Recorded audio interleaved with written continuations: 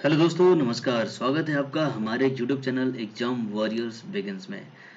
दोस्तों, जैसे आपको पता है कि आरआरबी एनटीपीसी के एग्ज़ाम्स प्रोसेस में है और काफ़ी कुछ एग्ज़ाम्स ख़त्म हो चुके हैं। सीबीटी 2 एग्ज़ाम ख़त्म हो चुका है।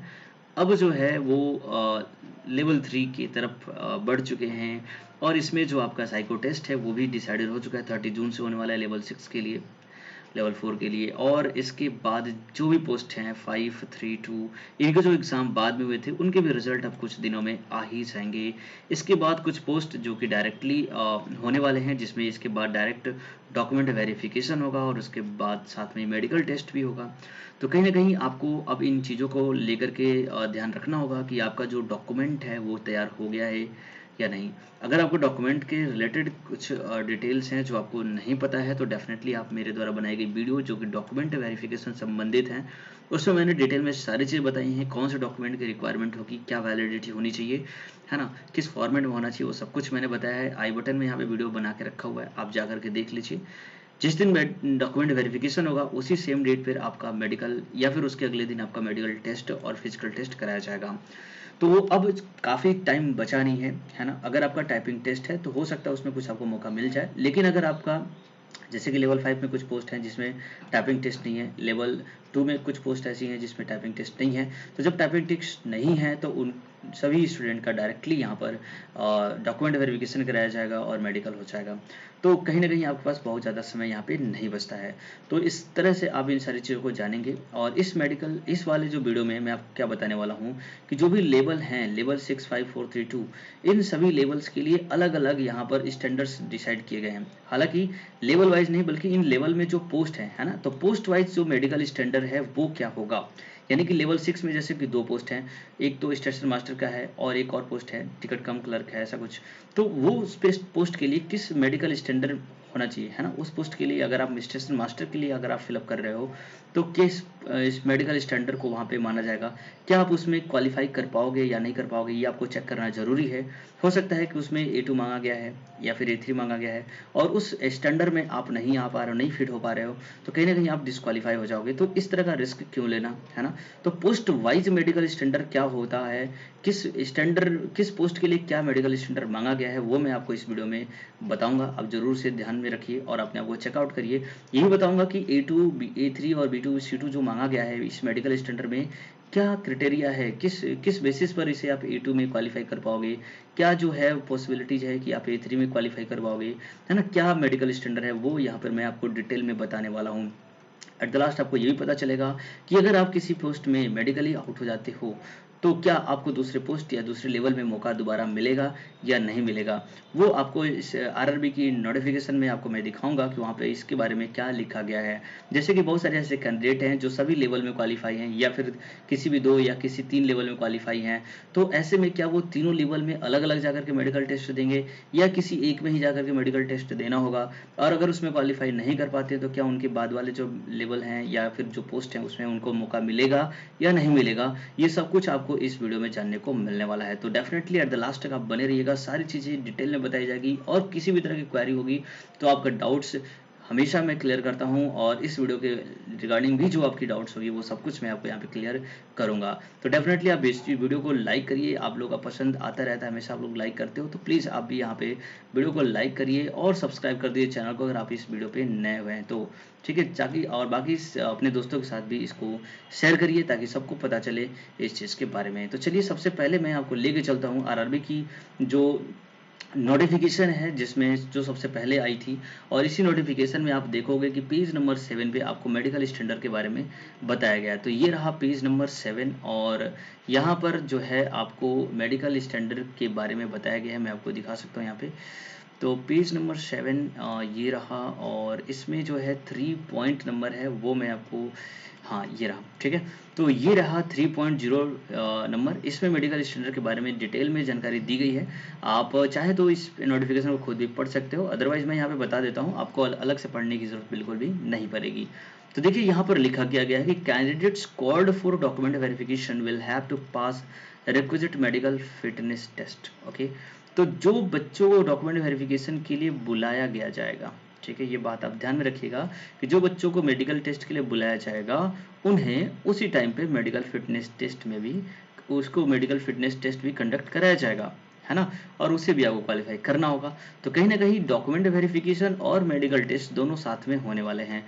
तो आप बिल्कुल ये गलतफहमी मत पालिएगा कि पहले डॉक्यूमेंट वेरिफिकेशन होगा उसके बाद मेडिकल होगा। जी बिल्कुल ऐसा नहीं है, मेडिकल और डॉक्यूमेंट वेरिफिकेशन दोनों साथ में होने वाले हैं।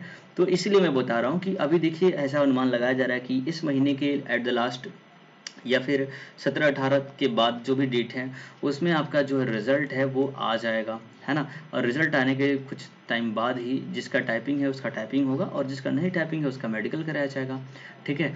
तो इस तरीके से मेडिकल और डॉक्यूमेंट वेरिफिकेशन दोनों साथ में होने वाला है, तो दोनों की तैयारी आप अभी से कर लो, वरना बाद में बहुत सारी प्रॉब्लम्स आपको देखनी पड़ सकती है, ठीक है।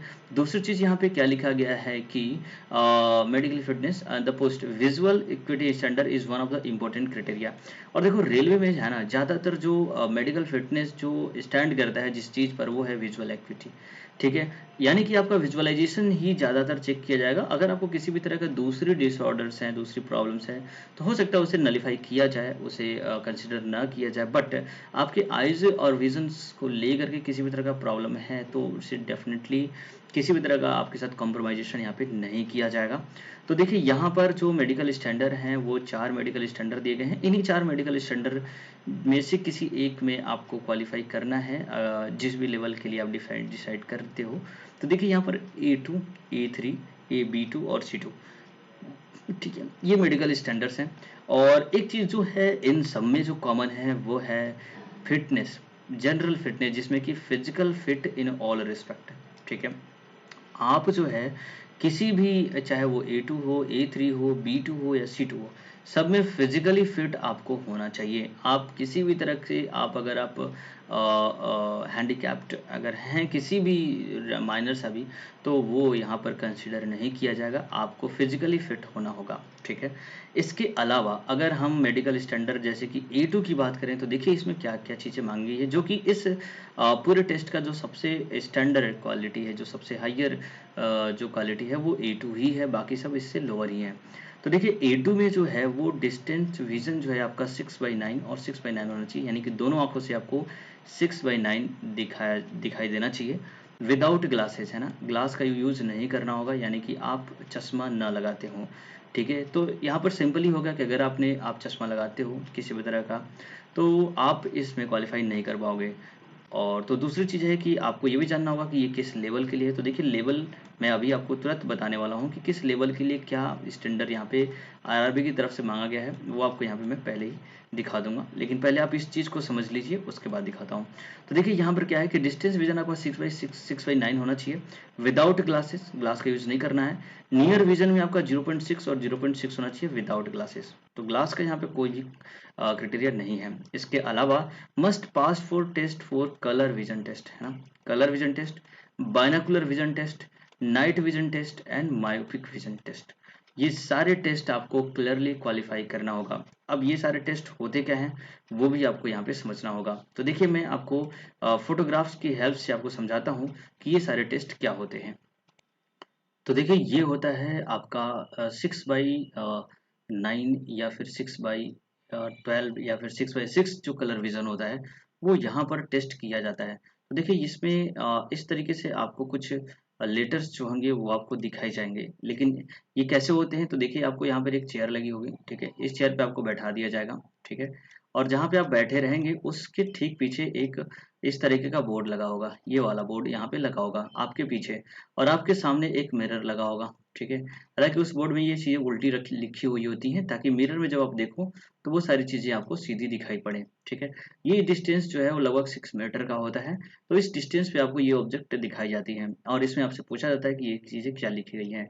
तो देखिए 6/9 में अगर देखा जाए तो 6/9 में ये इतने बड़े लेटर्स आपको यहाँ पे दिखने को मिलते हैं। तो अगर आप इन लेटर्स को पढ़ पा रहे हो तो डेफिनेटली आपका जो 6/9 विजन है वो करेक्ट है। 6/6 में ये छोटे वाले लेटर्स होते हैं, ये दिखाई जाते हैं, और 6/5 में उससे भी काफ़ी छोटे और क्लोज लेटर्स होते हैं जो आपको दिखाई देते हैं। तो अगर ये सारे लेटर्स आपको दिखाई दे रहे हैं, अच्छे से आप पढ़ पा रहे हैं, तो डेफिनेटली आपका जो विजन है वो काफ़ी करेक्ट है, इसमें आपको किसी भी तरह कोई डाउट नहीं होना चाहिए। तो इस तरीके से आपका जो डिस्टेंस विजन है वो यहाँ पर चेक कर लिया जाता है। इसके अलावा जो और टेस्ट किया जाता है, जैसे कि आपको यहाँ पर मायोपिक विजन की जैसे बात करी गई थी कि मायोपिक मायोपिक विजन टेस्ट किया जाता है। तो देखिए इंसान की आंखों में दो तरह की डिसऑर्डर्स होती है मायोपिक में, एक होता है हाइपरमेट्रोपिया और एक होता है मायोपिया। ठीक है, तो देखियो हाइपरमेट्रोपिया में आपको दूर की वस्तु नहीं दिखाई देती है, और हाइपरमेट्रोपिया में आपको दूर की वस्तु दिखाई नहीं देती है, और मायोपिया में आपको नजदीक की वस्तु नहीं दिखाई देती है। तो देखियो मायोपिक विजन में यहाँ पे आप क्या देख पा रहे हो कि आपको ये नजदीक वाली चीज आपको दिखाई दे रही है, जबकि दूर की चीजें आपको बिल्कुल भी विजिबल नहीं हो पा रही है, काफी धुंधला दिखाई दे रहा है। तो इस तरीके से आपका डिसऑर्डर होता है आपकी आईज में। ठीक है, तो अगर इस तरह का डिसऑर्डर है तो वो आपका डिस्टेंस विजन में चेक किया जाता है, और इसको आप क्लैरिफाई कर लेंगे कि आपको क्या ऐसा कोई डिसऑर्डर तो नहीं है।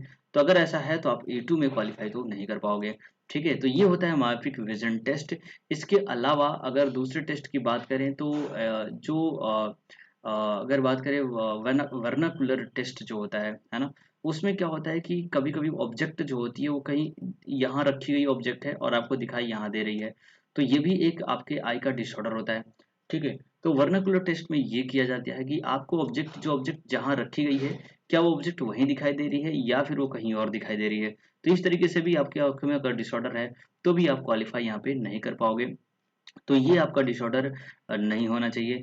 इसके अलावा दूसरे डिसऑर्डर की बात करें जैसे कि कलर विजन की, है ना, बहुत सारे लोगों को कलर विजन होता है, कलर में के लिए करके वो काफी सेंसिटिव होते हैं, जिसमें कोई कलर उन्हें दिखाई नहीं देता, है ना। तो इस तरीके से देखिए आपका कलर विजन टेस्ट होता है, ये काफी ही नॉर्मल टेस्ट है। हालांकि आप इसे अगर आप देखोगे तो आपको इन सर्कल्स के बीच में कुछ लेटर्स यहाँ पे नंबर्स लिखे हुए दिखाई देते हैं, है ना।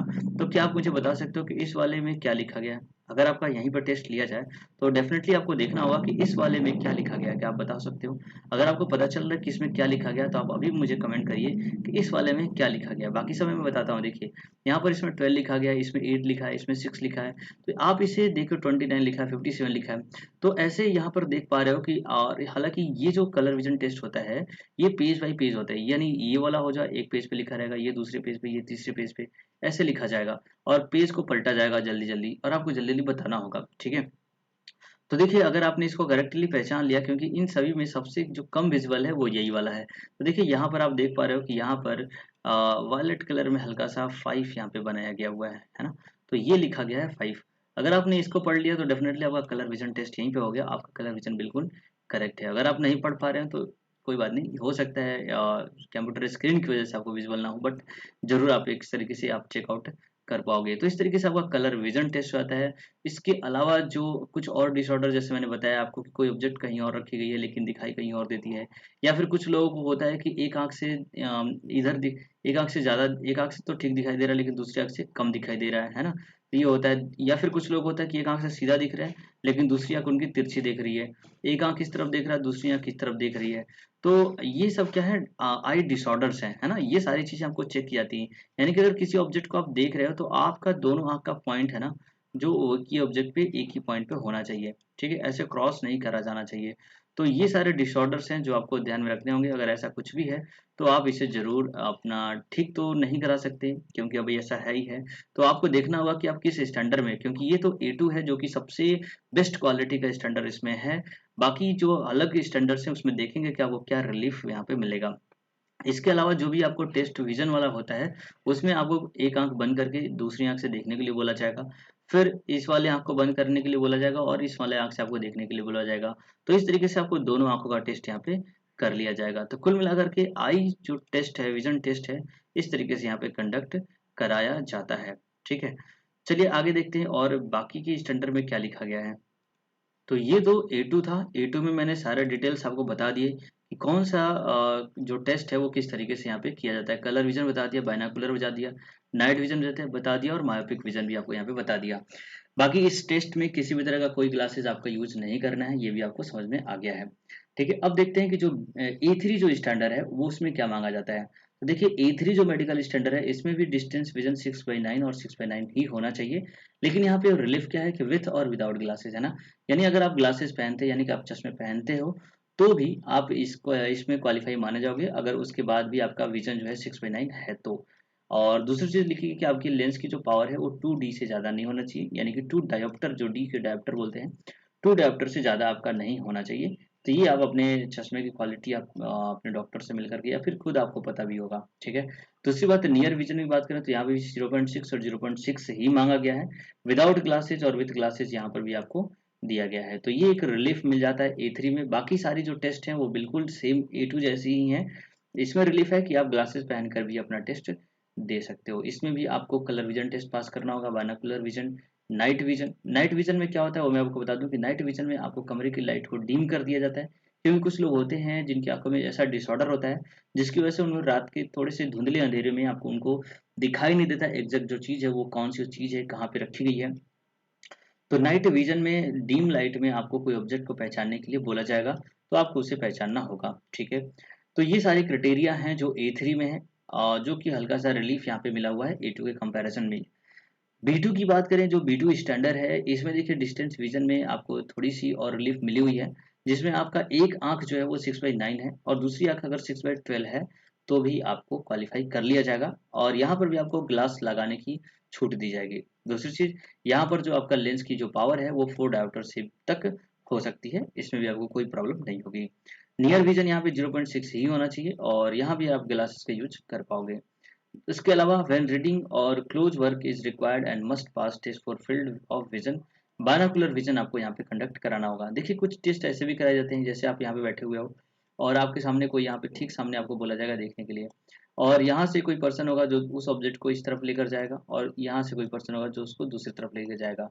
तो आपसे आपको सीधा ही देखना होता है, लेकिन उसी वक्त आपको बताना होता है कि ये ऑब्जेक्ट कहाँ पर है, ठीक है। तो ये क्या होता है, एक एंगुलर टेस्ट हो जाता है कि आपकी जो आईज है वो कितने एंगल पर आप देख पा रहे हो, है ना। तो एक तरीके से ये फील्ड विजन हो गया कि आप कितने एरिया आप कवर पा रहे हो, कितने दूर तक कितनी एरिया जो है आप कवर कर पा रहे हो, यहाँ पे क्या एंगल आप बना पा रहे हो। तो ये टेस्ट भी यहाँ पर कंडक्ट कराया जाता है, ठीक है। तो यहाँ पर B2 में आपको देख लो कि आपको रिलीफ है थोड़ा सा, दूसरी आंख 6/12 चलेगा और आप ग्लासेस वगैरह पहन सकते हो। कलर विजन यहाँ पे बिल्कुल भी नहीं दिया गया, कलर विजन का टेस्ट B2 में नहीं किया जाएगा, ना ही कोई महाविक टेस्ट किया जाएगा, ठीक है। बाकी चीज़ें हैं जो काफ़ी रिलीफ यहाँ पे मिली हुई है। इसके अलावा जो सबसे लोअर कैटेगरी के यहाँ पर स्टैंडर्ड है दैट इज C2 में आपको देखिए क्या दिया गया है कि डिस्टेंस विजन जो है वो 6/12 होना चाहिए और दूसरा जो है वो नील दिया गया है, यानी कि अगर एक आंख से भी आपको दिखाई दे रहा है 6/12 विजन है आपका और दूसरी आंख से बिल्कुल दिखाई नहीं दे रहा है तो भी आपको कोई प्रॉब्लम नहीं है और आप इसमें क्वालिफाई कर पाओगे और विथ ग्लासेस भी आप यहाँ पे टेस्ट दे पाते हो। नियर विजन यहाँ पे 0.6 होना चाहिए, दूसरी आंख से अगर बिल्कुल नहीं दिखाई दे रहा है नियर विजन, क्योंकि दूर में नहीं दिखाई दे रहा है तो नियर में भी नहीं दिखाई देगा, तो कहीं ना कहीं ये आपको रिलीफ यहाँ पर C2 में मिल जाएगा। तो आपको देखना होगा कि ये जितने भी स्टैंडर्ड्स मैंने आपको बताए हैं वो सभी स्टैंडर्ड्स किस किस लेवल में किस किस पोस्ट के लिए हैं, तभी तो आपको पता चलेगा कि आप क्या उस पोस्ट के लिए एलिजिबल हैं या नहीं है। तो वो पोस्ट के बारे में आपको जानना बेहद जरूरी है, ठीक है। लेकिन उसके पहले यहाँ पर एक नोट दिया गया है, वो आप समझ लीजिए कि नोट में क्या लिखा गया है। देखिए यहाँ पे नोट में लिखा गया है कि the above medical standard are indicative and not exhaustive and apply to candidate in general. तो देखो यहाँ पर एक चीज बताई गई है कि देखो ये जो मेडिकल स्टैंडर्ड है ना, इसमें किसी भी तरह का कोई रिलीफ आपको नहीं मिलेगा, चाहे आप किसी भी कैटेगरी से बिलोंग कर रहे हो, है ना। चाहे SC ST OBC category wise यहाँ पर किसी भी तरह का कोई रिलीफ नहीं मिलने वाला है आपको। इन जनरल टेस्ट यहाँ पे किया जाएगा, जनरली सभी को इक्वल माना जाएगा और सभी को इक्वली इस मेडिकल स्टैंडर्ड को क्वालिफाई करना पड़ेगा। The candidate are advise to read chapter 5 of Indian railway medical manual volume 1 which can also be accessed at the Indian railway. तो देखिए यहाँ पर इंडियन रेलवे की वेबसाइट पर एक मैनुअल आपको मेडिकल संबंधित मिल जाएगी, उस मैनुअल को आप पढ़ सकते हो जिसमें इस जो भी आपके मेडिकल स्टैंडर्ड्स हैं वो आपको बताए गए हैं अच्छे तरीके से। Candidate who have undergone LASIK surgery or any other surgery procedure to correct refractor error are not eligible for the post having medical standard A2 A3 and B2। तो देखो भाई ये ध्यान में रख लेना कि अगर आपकी आई में कोई डिसऑर्डर है और आपने उसको मेडिकली या फिर किसी सर्जरी के द्वारा आपने उसे ठीक कराया हुआ है तो आप A2 A3 और B2 में क्वालिफाई नहीं कर पाओगे। आपके पास सिर्फ एक ऑप्शन बचता है C2 का, उसी में आप जा सकते हो। तो कृपया आपने अगर किसी भी तरह का सर्जरी करवाया है तो आप अपने आप को मेडिकली फिट बिल्कुल भी ना समझेंगे और देख लेंगे कि आप C2 में क्वालिफाई हो रहे हैं तो हो सकता है वो जो C2 के लिए जो पोस्ट अप्लाइड अप्लीकेबल है उसी पोस्ट के लिए आप अप्लाई करो, ठीक है। तो कहीं न कहीं ये चीज़ें आपके लिए काफ़ी बेनिफिशियल यहाँ पर होने वाली है। काफ़ी इम्पोर्टेंट जो चीज़ है ये मैं आपको बता रहा हूँ, जो आपके आने वाले टाइम में आपके रिज़ल्ट के बाद आपको डिसीज़न लेने में आपकी हेल्प करेगा कि आपको किस पोस्ट के लिए अप्लाई करना होगा। क्योंकि आपको यहाँ पर बताया गया है एक चीज़ जो आपको ध्यान रखना चाहिए कि candidate are advised to ensure that they are eligible as per the medical standard for the post opted by them. In case of failure of the candidates to pass the prescribed medical fitness for the opted post will not be considered suitable for empanelment for the post and no alternate appointment will be provided। तो देख रहा कितना important बात यहाँ पे लिख गई है, जो मैंने आपको थंबनेल में ही दिखा के रखा है कि क्या अगर आप किसी पोस्ट के लिए आपने दिया और उसमें आप मेडिकली फेल हो जाते हो तो दूसरा पोस्ट आपको मिलेगा क्या? दूसरे लेवल में आपको टाइम मिलेगा? जी, बिल्कुल नहीं। आपको यहाँ पर कोई भी चांस अलग से नहीं दिया जाने वाला है। एक बार अगर आप किसी पोस्ट में मेडिकली अनफिट हो जाते हो, तो आपको दूसरा चांस यहाँ पे नहीं मिलेगा। तो इसलिए इन चीज़ों को आप ज़रूर ध्यान में रखें। तो मेरे ख्याल से आपको ये सारी चीज़ें समझ में आ गई हैं, जो भी मेडिकल क्राइटेरिया है, मेडिकल स्टैंडर्ड्स हैं, वो आपने अभी तक समझ लिया है। अब बारी है ये जानने की कि किस पोस्ट के लिए क्या कौन सा स्टैंडर्ड यहाँ पे डिमांड किया गया है। तो चलिए मैं वो आपको यहाँ पे दिखाता हूँ कि किस पोस्ट के लिए किस लेवल में किस तरह का मेडिकल स्टैंडर्ड यहाँ पे मांगा गया है। क्योंकि जब तक आपको ये नहीं पता चलेगा कि किस पोस्ट के लिए क्या स्टैंडर्ड मांगा गया है, तब तक आप अपने आप को कैसे डिसाइड कर पाओगे कि आपको किस पोस्ट के लिए अप्लाई करना है ना? क्योंकि बहुत सारे स्टेट कैंडिडेट जो सभी लेवल में क्वालिफाइड हैं, तो क्या वो सभी के लिए एलिजिबल हैं? हो सकता है वो मेडिकली अनफिट हो उस पोस्ट के लिए। तो कहीं ना कहीं ये आपको ध्यान में रखना होगा आफ्टर रिजल्ट कि आप किस पोस्ट के लिए आप यहाँ पे अप्लाई करो। तो देखिए यहाँ पर अगर हम लेवल 6 की बात करते हैं, तो लेवल 6 में यहाँ पर 2 पोस्ट है, ठीक है? जिसमें कमर्शियल अप्रेंटिस का है और स्टेशन मास्टर का है। तो देखिए यहाँ पर स्टेशन मास्टर के लिए तो A2 स्टैंडर्ड मांगा गया है, जो कि सबसे बेस्ट वाला है, और उससे थोड़ा सा लोअर जो है वो है B2, जो कि कमर्शियल अप्रेंटिस के लिए मांगा गया है। तो यहाँ पर एक तरीके से देखा जाए, अगर आप लेवल 6 क्वालिफाई कर पा रहे हो, अगर आप A2 में स्टैंडर्ड में आप नहीं फिट पर हो पा रहे हो, तो आप B2 के लिए अप्लाई करो, यानी कमर्शियल अप्रेंटिस के लिए अप्लाई करो, तो ये आपके लिए बेस्ट होगा।